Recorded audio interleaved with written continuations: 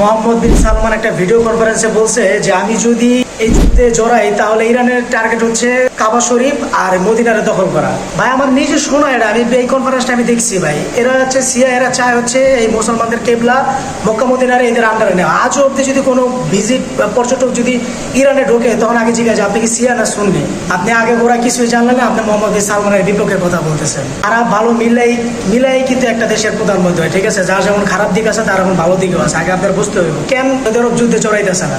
আবেগ দিয়ে ইসলাম চলে না। আমার যদি একদিনের জন্য যদি সময় দিত না, একদিনের জন্য যদি আমার ক্ষমতা দিত না, তাহলে আমি আবেগ প্রবল বাঙালি করে পিড়ে মারা লাইতাম। তুমি কোন ইমান লইয়া ইরানের সাপোর্ট টানো যাদের আকিদায় শিরকি ভরা? সিয়ারা যদি এতই ভালো হইতো তাহলে মুসলমানদের এই ক্যাবলা, তারপরে এই যে মদিনা, এর উপরে এই সৌদি আরব ওরা জানে যে এটা সৌদি আরবে আছে, তখন কেন তারা হামলা করলো? কারণ তারা ক্যাবলার দিকে ফেরত নামাজ পড়ে না। মূর্খ বাঙালি করে আর কত বুঝাবো, আর কত বুঝাবো, কিভাবে বুঝালে এরা বুঝবো?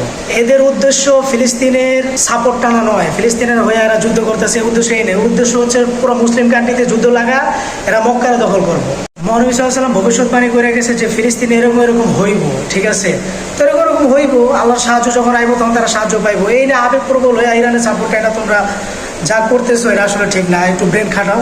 বনি ইসরায়েল 72 দলে বিভক্ত হয়েছে, আমার উম্মত 73টা দলে বিভক্ত। তুমি তো চালায় ভেস্তে যাবে। তুমি মোহাম্মদ বিন সালমানের গীবত গাইতেছো, নিজে নামাজ পড়া ঠিক নাই, ফেসবুকে আবেগী স্ট্যাটাস দাও, ইরানের সাপোর্টে না কথা বলতেছো, তুমি তো চালায় ভেস্তে যাবে। টিকটকার কামই হচ্ছে সারাদিন রিলস বানানো আর ভিডিও বানায় ভিউ কামানো। এরা ইসলামের সম্পর্কে কি জানবে? ন্যূনতম জ্ঞান থাকলে তো আরিয়া করতো না। টিকটকে এই মহামারী এখন রূপ ধারণ করছে।